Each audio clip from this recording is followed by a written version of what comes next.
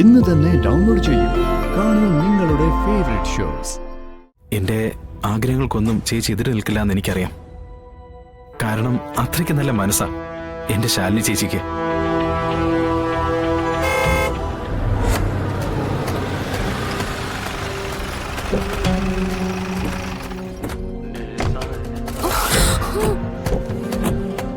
ഒന്ന് വേഗം കൊണ്ടുവാ.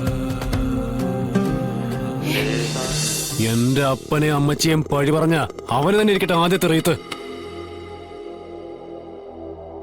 എന്റെ അപ്പന് ശവപ്പെട്ടി ഉണ്ടാക്കാൻ വന്നവന് നമ്മൾ കൊടുക്കും. അവന്റെ ആളുകൾക്ക് അവന്റെ 16ന്റെ സദ്യ. ഏയ്, ഇപ്പോഴൊന്നും മഹേന്ദ്രൻ പോകാൻ പാടില്ല. ഇതാടാ പൊന്നുമോനെ നിന്റെ കുഴപ്പം. പ്രായത്തെ ബഹുമാനിക്കണ്ടേടാ. ഒറ്റവരും ഉടയവരും ഓരോന്നായി അറ്റുപോകുന്നത് കണ്ട് ഒറ്റപ്പെട്ട് നിൽക്കുന്നവന്റെ വേദന മഹേന്ദ്രൻ ഇപ്പൊ അനുഭവിക്കേണ്ടെന്നാണോ നീ ഇപ്പോ പറഞ്ഞു വരുന്നത്? എടാ പൊന്നുമോനെ, എത്ര കാതലുള്ള മരമാണെങ്കിലും ശിഖരങ്ങൾ വെട്ടിമാറ്റുമ്പോ ഒന്ന് തേങ്ങും. എടാ മോനെ ആന്റണി, തലയ്ക്കൽ വെട്ട് കിട്ടുമ്പോ ശബ്ദം പുറത്ത് കേൾപ്പിക്കാതെ വാവിട്ട് കരയും. പിന്നെ കടക്കലെ അവസാന വെട്ടിൽ തീരണം മഹേന്ദ്രൻ എന്ന പടവൃക്ഷം. അതുകൊണ്ട് മഹേന്ദ്രന്റെ നെഞ്ചത്ത് റീത്ത് വെക്കാൻ സമയമായിട്ടില്ലടാ മകനെ. കുറെ കൂടി അവൻ അനുഭവിക്കണം. എന്നിട്ടേ ഞാൻ അവനെ കാലപുരിക്ക് അയക്കൂ.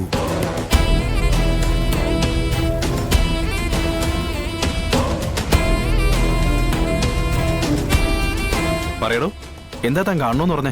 പ്രകാശ്, നമ്മുടെ കാര്യത്തിന് എന്തെങ്കിലും ഒരു വഴി ഉടനെ കണ്ടെത്തണം. വീട്ടിൽ സ്ട്രോങ് ആയിട്ടുള്ള നീക്കങ്ങളാണ് നടക്കുന്നത്. ഒരു ചായ കുടിച്ചിട്ട് സംസാരിച്ചാലോ? രാവിലെ മുതൽ ഭയങ്കര സ്ട്രെയിനാ, അതിന്റെ ഒരു തലവേദനയുണ്ട്. ഒപ്പം ഞാനും കൂടി തലവേദന ആകരുതെന്നാണോ പറയുന്നത്? ഹേയ്, താനെന്തിനാ ഇങ്ങനെയൊക്കെ ചിന്തിക്കുന്നേ? എന്നായാലും ഇങ്ങനൊരു സിറ്റുവേഷൻ ഉണ്ടാകുന്ന കരുതി തന്നെയാണല്ലോ നമ്മൾ സ്നേഹിച്ചതും ഒരുമിച്ച് കഴിയണമെന്ന് ആഗ്രഹിച്ചതും.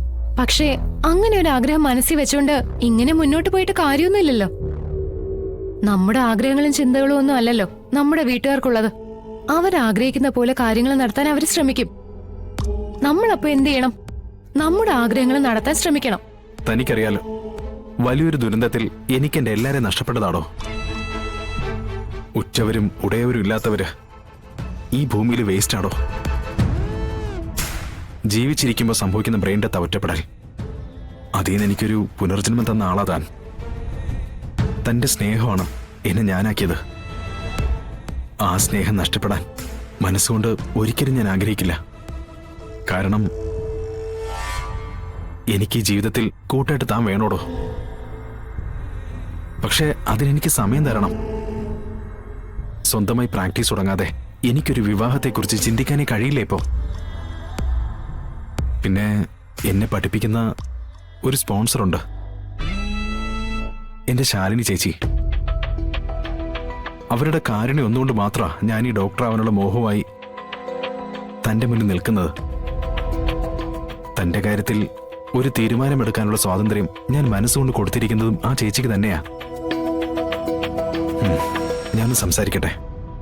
എന്റെ ആഗ്രഹങ്ങൾക്കൊന്നും ചേച്ചി എതിര് നിൽക്കില്ല എന്ന് എനിക്കറിയാം. കാരണം അത്രയ്ക്ക് നല്ല മനസ്സാ എന്റെ ശാലിനി ചേച്ചിക്ക്.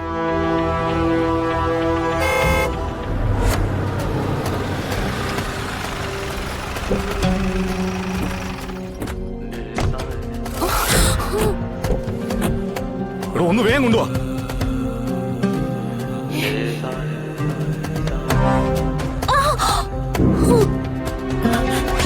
അത് എന്റെ ശാലിനി ചേച്ചിയല്ലേ?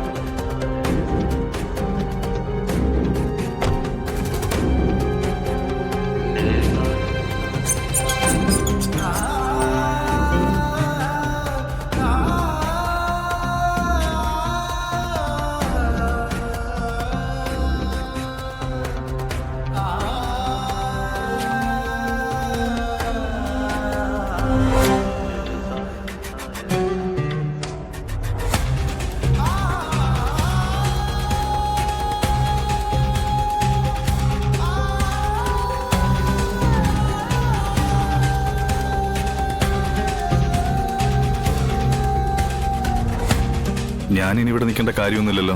അയ്യോ വേണ്ട, ചെയ്തു തന്ന ഉപകാരങ്ങൾ തന്നെ ധാരാളം. അതിന് ഞാനിപ്പോ അത് തന്നെയാ പറഞ്ഞത്, ചെയ്തു തന്ന ഉപകാരങ്ങൾ തന്നെ ധാരാളം എന്ന്.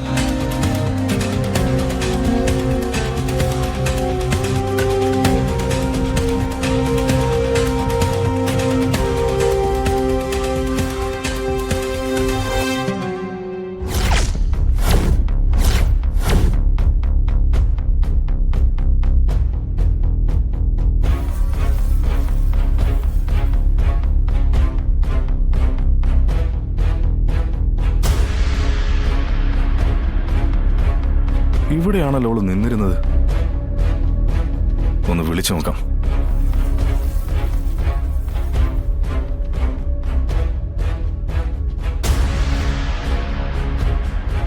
ശ്ശേ. എന്നാലും അവൾ എന്തിനായിരിക്കും ഇവിടെ വന്നത്?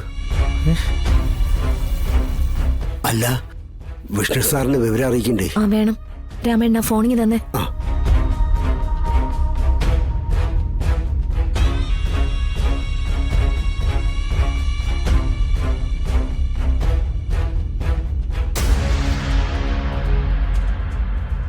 രാഘവേട്ട, പിള്ളയ്ക്കുള്ള ചായ പൊന്നി എടുക്കുന്നുണ്ടേ. എനിക്കിപ്പോ വേണമെന്നില്ല സത്യാമ്മ.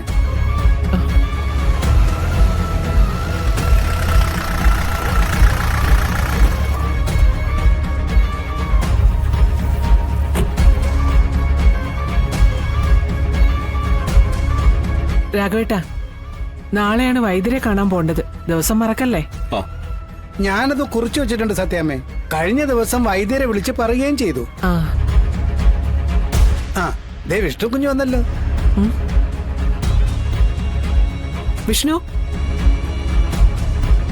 ഇങ്ങ് വാ.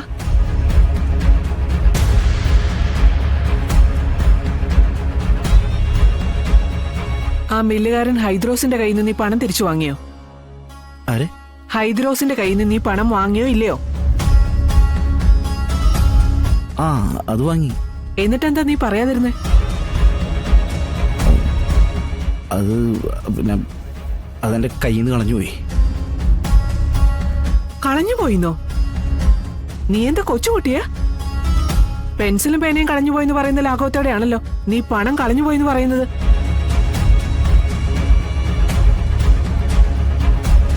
വിഷ്ണു, നീ എന്നോട് ഒത്തിരി കള്ളങ്ങൾ പറയുന്നുണ്ട്. ഞാന് വിഷ്ണു, നിന്നെ ഞാൻ ഇന്നും ഇന്നലെയും കാണാൻ തുടങ്ങിയതല്ല. നിന്റെ ചിന്തകൾക്കൊപ്പം സഞ്ചരിക്കാൻ കഴിവുള്ളവളാ ഈ അമ്മ. അത് നീ ഓർത്തോണ്ട് വേണം ഓരോ കൂട്ടങ്ങളും ചെയ്തൊപ്പിക്കാൻ. എടാ, എന്നോട് ദേഷ്യപ്പെട്ടാൻ ഞാൻ സഹിക്കും, പക്ഷേ എന്നെ നീ മണ്ടിയാക്കാൻ നോക്കരുത് കേട്ടോ. അല്ലമ്മേ,